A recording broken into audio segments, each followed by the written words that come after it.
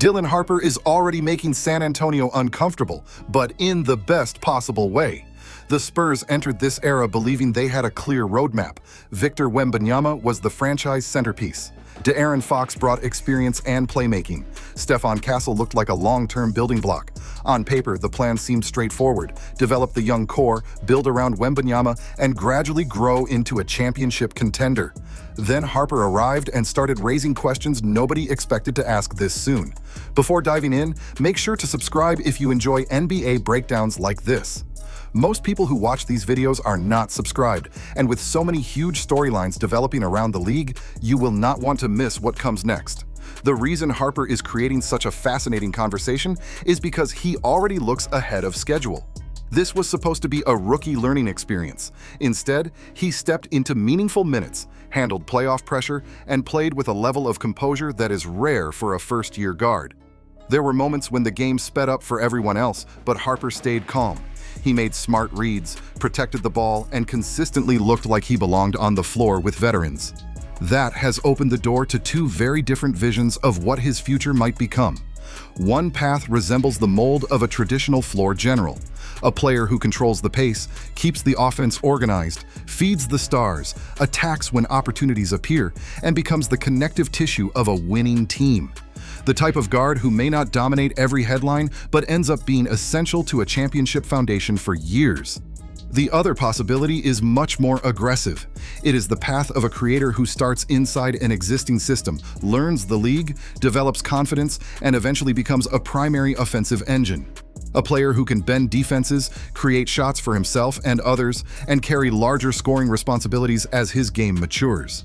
That version would dramatically change the long-term outlook of the Spurs. What makes this so interesting is that neither possibility feels unrealistic. Harper has already shown flashes of both. His rookie season may have flown under the radar because of the attention surrounding other young prospects across the league, but the production was quietly impressive. He averaged 12 points, 3 rebounds, and 4 assists while shooting 51% from the field, 34% from three-point range, and 76% from the free throw line. Those are strong numbers for any rookie guard, especially one playing on a team with playoff aspirations. The most encouraging sign, though, was his shooting development. Before the All-Star break, Harper connected on just 25% of his three-point attempts. After the break, that number jumped all the way to 49%. That kind of improvement changes everything. Once defenders have to respect his jumper, driving lanes open up, pick-and-roll actions become more dangerous, and playing alongside Wembanyama becomes even more devastating. At that point, Harper stops looking like a typical rookie and starts looking like something much bigger. What stands out most about Dylan Harper is that he does not play like a rookie desperately trying to prove himself every possession. A lot of young guards enter the league hunting highlights, forcing shots, and trying to show everyone how talented they are. Harper's approach has been different. He looks like a player who is genuinely trying to understand the game at a deeper level. When he attacks the paint, there is usually a purpose behind it. He is not racing downhill out of control or throwing himself into traffic. Instead, he uses his size, keeps defenders on his hip, changes speeds, and waits for plays to develop. Sometimes that patience can even work against him because he is still learning when to be aggressive, but the fact that he already possesses that level of control is a huge positive for San Antonio. Playing alongside Victor Wembanyama makes that skill even more valuable. With a player as unique as Wembanyama, timing matters just as much as talent. Great guards know how to make life easier for great big men. They understand when to deliver a pass, when to attack a defender, and when to let a play breathe for an extra second. They recognize when the weak side defense is shifting, when help is arriving, and when an opening is about to appear. Harper has already shown flashes of that understanding. He sees things that many young guards simply miss. That is why San Antonio could soon face an interesting question about his long-term role. One path in front of him looks remarkably similar to the one Tony Parker followed. Parker was never the face of the Spurs dynasty. Tim Duncan occupied that role. Duncan was the franchise cornerstone, the player every championship run revolved around, but Parker became the engine that kept everything moving. He controlled the tempo, attacked the paint, ran the pick and roll, and consistently put teammates in the right positions to succeed. He did not need every possession to revolve around him to have a massive impact on winning. That framework fits Harper surprisingly well.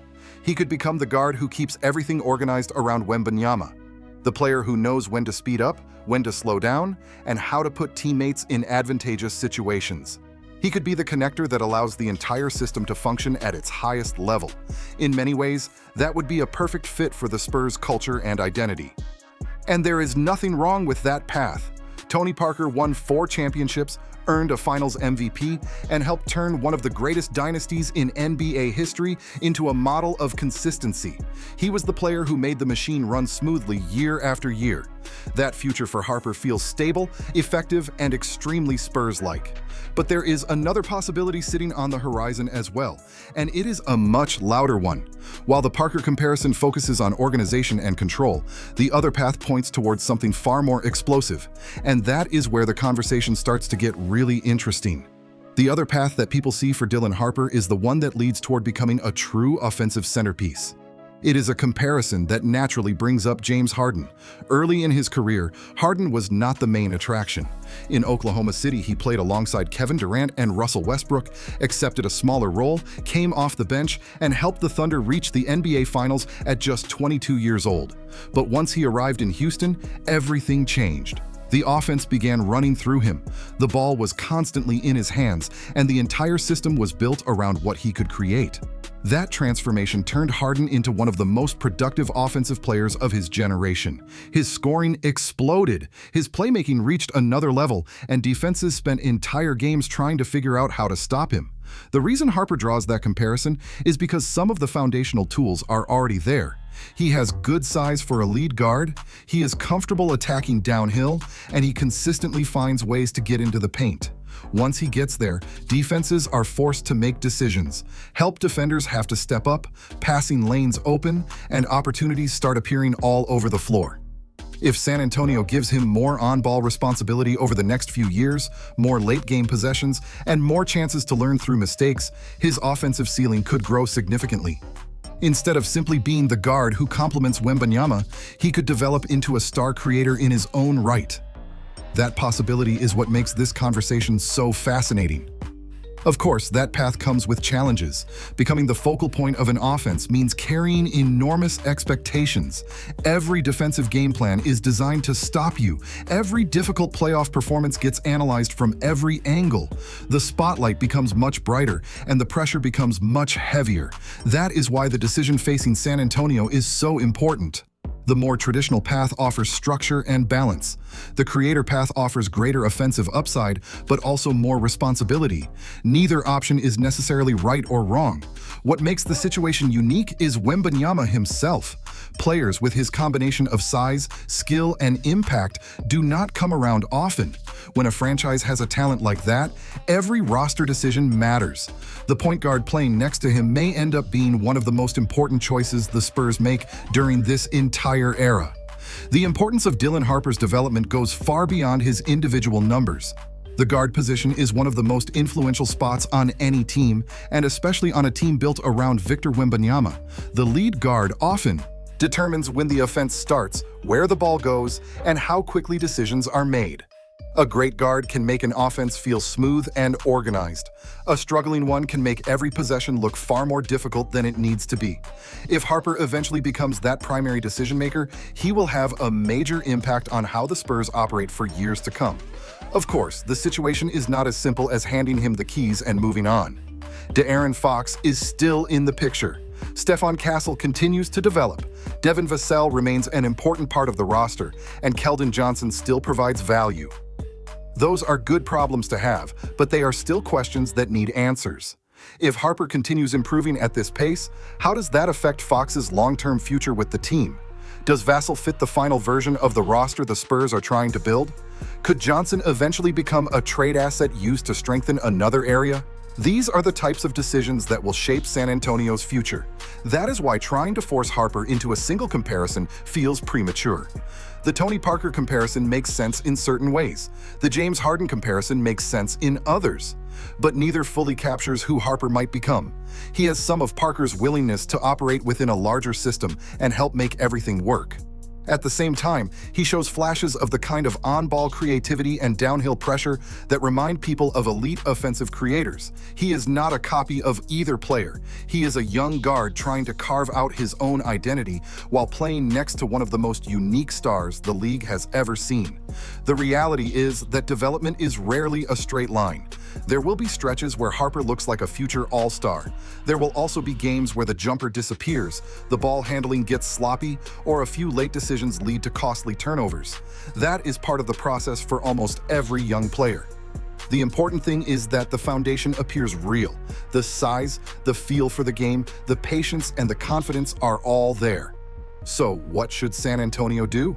The answer is probably not choosing one path immediately. Instead, they should keep both possibilities alive for as long as they can. Let Harper learn the habits that made Parker such an effective championship guard. Teach him how to control tempo, value possessions, organize teammates, and maximize Wembanyama's impact. At the same time, give him opportunities to expand his game, take on more responsibility, and explore the limits of his offensive potential. The Spurs do not need to decide today whether Harper is a complementary star or a future centerpiece. Right now, the smartest move is letting him grow into both possibilities and seeing just how high his ceiling can go. The smartest thing San Antonio can do right now is avoid rushing to define Dylan Harper's future. If the Spurs believe he has the potential to become something special, then they need to give him opportunities to explore every part of his game. That means teaching him the skills of a traditional floor general while also giving him chances to operate as a primary creator. Let him run late clock possessions. Let him control stretches with the second unit. Let him handle more pick and roll responsibilities. Give him games where he has to create when De'Aaron Fox is off the floor. Put him in situations where defenses are focused on stopping Wembanyama and force him to make the correct reads. Those are the moments that reveal what a young player can truly become. Too many teams make the mistake of deciding too early. Sometimes a player gets labeled as a role player and never receives the freedom needed to unlock another level of his game. Other times, a team places superstar expectations on a young player before he is ready, and the qualities that made him effective in the first place start to disappear. Development is rarely that simple. That is why Harper's situation is so intriguing. He might ultimately become a player who resembles the steady, championship-focused style of Tony Parker. He might grow into a bigger offensive force capable of carrying large portions of an offense. Or he could land somewhere between those two outcomes, combining the best elements of both approaches. Imagine a guard who fits perfectly alongside Wembanyama, keeps the offense organized, values possessions, and understands how to control a game. Now, imagine that same player being capable of taking over when necessary, creating his own offense and punishing defenses when matchups demand it. That combination would be incredibly valuable and could make San Antonio even more dangerous in the years ahead. Fans love debating ceilings, comparisons, and future roles. It is part of what makes following young players so much fun. But history has shown that projecting a 19-year-old's career after one season is often a losing game. Young players evolve, new skills emerge, weaknesses become strengths, expectations change. And that may be the most exciting part of Harper's story. Nobody knows exactly what the final version will look like yet. The Spurs do not need all the answers today.